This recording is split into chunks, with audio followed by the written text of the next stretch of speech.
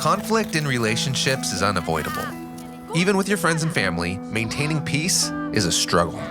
And it's even more difficult with our enemies, people who are out to get us. Right. This is true of any time and any place in human history. Where there are people, there is strife and violence. And this was definitely true in the time of Jesus, when Roman forces occupied the lands of Israel. So in his teachings, Jesus gives a radical vision for how his followers can seek peace in the midst of this conflict and work to repair even the most difficult relationships. Jesus is an Israelite, and he believes that God's wisdom for relationships is found in the covenant laws given to ancient Israel. And so in these teachings, Jesus will quote from one of those laws and then show the wisdom that's underneath. So Jesus says, "You have heard that it was said to the ancients, 'Do not break your oath, but fulfill to the Lord the vows you have made.'" Now, in Israel, an oath was a type of promise where you swear by God that you will do what you say. Like if you want to borrow some money, you could swear by God to repay me. Exactly. And you can trust me because in Israel's covenant laws, God requires me to keep my oaths.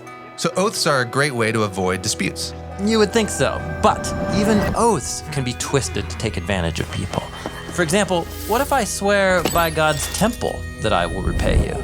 Well, I know the law requires you to honor your oath, so it's a deal. But I didn't exactly swear by God, just by his temple. So I'm not really bound to the oath. So you're tricking me into trusting you. Exactly. So Jesus cuts through all of this and says, just don't make oaths at all, by God or by anything else in God's world. Never make a promise to anyone? Well, not quite. His point is that when you do make a promise, don't use God's reputation as a tool to manipulate people. Right, Jesus says, let your yes be yes and your no be no. Being a peacemaker starts with a radical commitment to honesty and integrity. Now, I can see how this works if I started the conflict, but what if someone else starts a conflict with me? Well, the next case study actually gets into exactly that. Jesus quotes from the Torah, "You have heard that it was said, an eye for an eye and a tooth for a tooth."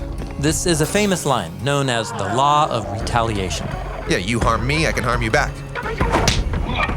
This kind of sounds like a license for revenge that can get out of hand. Well, actually, this law was designed to limit the amount of retribution you can demand. It should be equal to the amount of harm done and not more. So this law keeps peace by restraining our urge to hurt back those who hurt us. Yes, and Jesus takes the wisdom of this law to a new level, telling his followers, don't even pay back an evil person. Don't retaliate at all? Yes, become people who value peace more than getting even. But letting people get away with evil won't bring peace.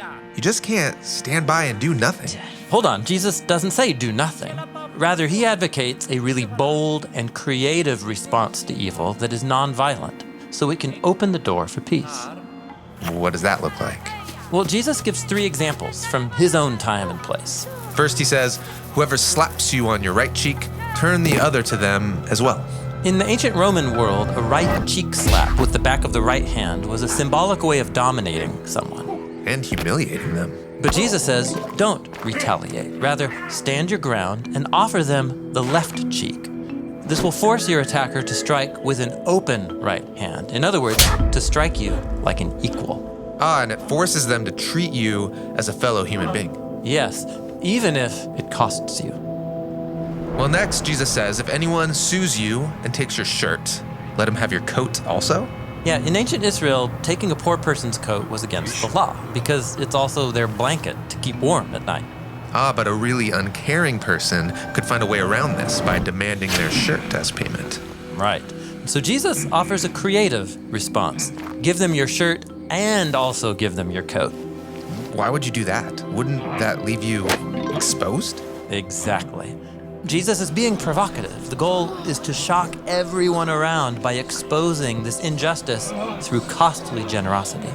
The third example is whoever forces you to go 1 mile, go with them 2. In Jesus' day, a Roman soldier could force any subject to carry their packs for them up to 1 mile. How humiliating and dangerous. And so Jesus says, carry that load not just 1 mile, but 2. The first mile, he might treat you like a pack animal, but by going that second mile, you assert your humanity as you choose to treat him like a friend. Wait, treat an enemy oppressor like a friend? Yeah, it sounds crazy. But Jesus is saying that bold generosity can subvert the power games of our world and even turn enemies into friends. And that leads to the last law that Jesus quotes. You have heard that it was said, you shall love your neighbor and hate your enemy. Jesus is quoting an ancient biblical law when he says, love your neighbor. But then he quotes a popular line that many Israelites added to the law, but you can hate your enemy. Jesus counters this by telling his followers, love your enemies and pray for those who mistreat you. Now, isn't this going a bit far? Peace with my enemies is one thing, but loving them? Yes, Jesus seems to think that true peace is only possible when we treat every human as if they have ultimate value, which means that even my enemy is a fellow image of God. But how am I supposed to love someone who hates me? It's hard enough to love the people that love me. And our love for our friends and our family is a good thing. But for Jesus, that is just the starting point. He challenges his followers to share that same love outside our circles of comfort. And he holds up God's indiscriminate, generous love as the model. Jesus says, God causes his sun to rise on the evil and the good, and sends rain on the righteous and the unrighteous. The call is to become peacemakers who are inviting others in, working to mend broken relationships at every level in our communities.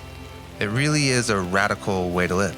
Yes. Jesus calls it becoming complete when he says, be complete just as your heavenly Father is complete.